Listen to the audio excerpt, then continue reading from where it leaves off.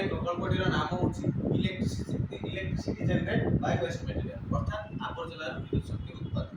এর মুখ্য উদ্দেশ্য ହେଉଛି ଆମ ଦେଶରୁ କିଭଳି ଭାବେ ଆବର୍ଜନା ପରିଚାଳନା କରିବା ଅର୍ଥାৎ ଆବର୍ଜନାକୁ କମାଇ ରଖିବା।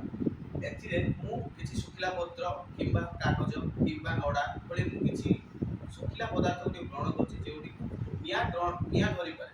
ଏହାକୁ ମୁଁ ସେ ତାର ଜାଲିରେ ରଖି ବିଦ୍ୟୁତ୍ ନିଆଁ ସଂଯୋଗ କରିବା ଦ୍ୱାରା ସେଥିରୁ ଯେଉଁ ତାପ ଶକ୍ତି ଉତ୍ପନ୍ନ ହେବ ସେଥିରୁ ସୋଲାରଟା ଚାର୍ଜିତ ହେବ ଏବଂ ସେଥିରୁ ମଦରବୋର୍ଡ କନେକ୍ସନ୍ ଆସିବା ପରେ ବିଦ୍ୟୁତ୍ ବଲ୍ବଟି ଜଳି ଉଠିବ। ଏହାଦ୍ୱାରା ବିଦ୍ୟୁତ୍ ଶକ୍ତି ଉତ୍ପାଦନ ହେଲା ଏବଂ ଆମର ଆହୁରି କିଛି ଅଧିକ କାର୍ଯ୍ୟ ମଧ୍ୟ ସମ୍ପାଦନ ହୋଇଛି। ଏହାଛଡ଼ା ବାୟୁ ପ୍ରଦୂଷଣ ପାଇଁ এই ଯେଉଁ ପଦାର୍ଥଗୁଡ଼ିକ ଜାଳିବା ଦ୍ୱାରା ଏଥିରୁ ବିଭିନ୍ନ ବାୟୁ ପ୍ରଦୂଷକ ଗ୍ୟାସ୍ ଉତ୍ପନ୍ନ ହୋଇଥାଏ। এই ଗ୍ୟାସ୍ ଗୁଡ଼ିକୁ ମୁଁ এই ଜଳ ଡବାଟିରେ କିଛି ଶୈବାଳ କିମ୍ବା କିଛି ଚିଙ୍ଗୁଡିଆ ଜଳକୁ ନେଇ ରଖିଛି ଯାହାଦ୍ୱାରା କି କାର୍ବନଟିକୁ ପ୍ୟୁରିଫିକେସନ୍ କରିପାରିବ ଏବଂ ତାହାକୁ ଆମେ ବିଭିନ୍ନ କାର୍ଯ୍ୟରେ ମଧ୍ୟ ଉପଯୋଗ କରିପାରିବା।